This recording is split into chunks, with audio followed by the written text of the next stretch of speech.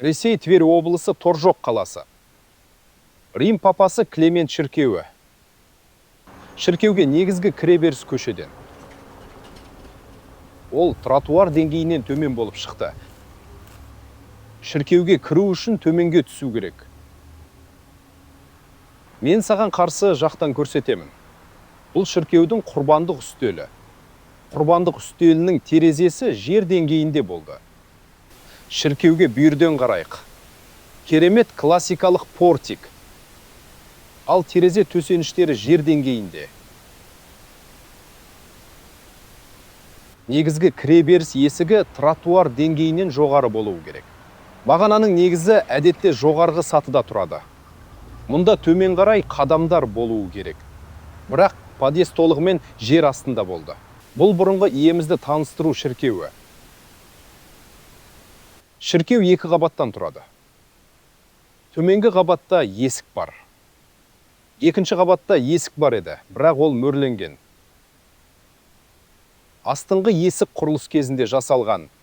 Қабырғадағы тесіктердің үстіне кірпіш осылай төселеді. Бұл темір есік топсасы.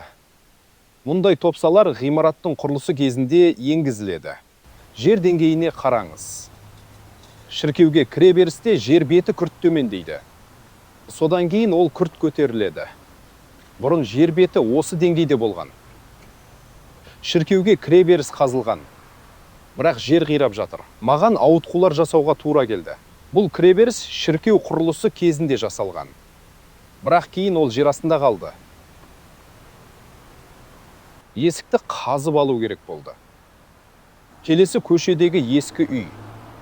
Бұрын үйдің екі қабатында бірдей терезе саңлаулары болған.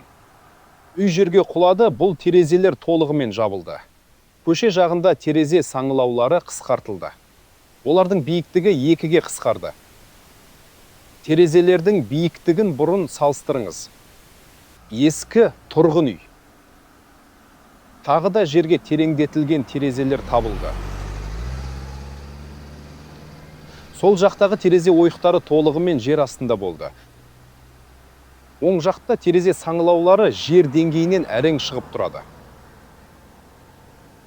Жер асты терезе саңылауларында рельефті декорациялар бар. Қайсысы бірінші қабатқа көбірек ұқсайды. Классикалық сәулеттегі ғимараттардың төменгі қабаттары осылай жобаланады. Бұл бірінші қабаттың биіктігі. Бұл жер астында аяқталды.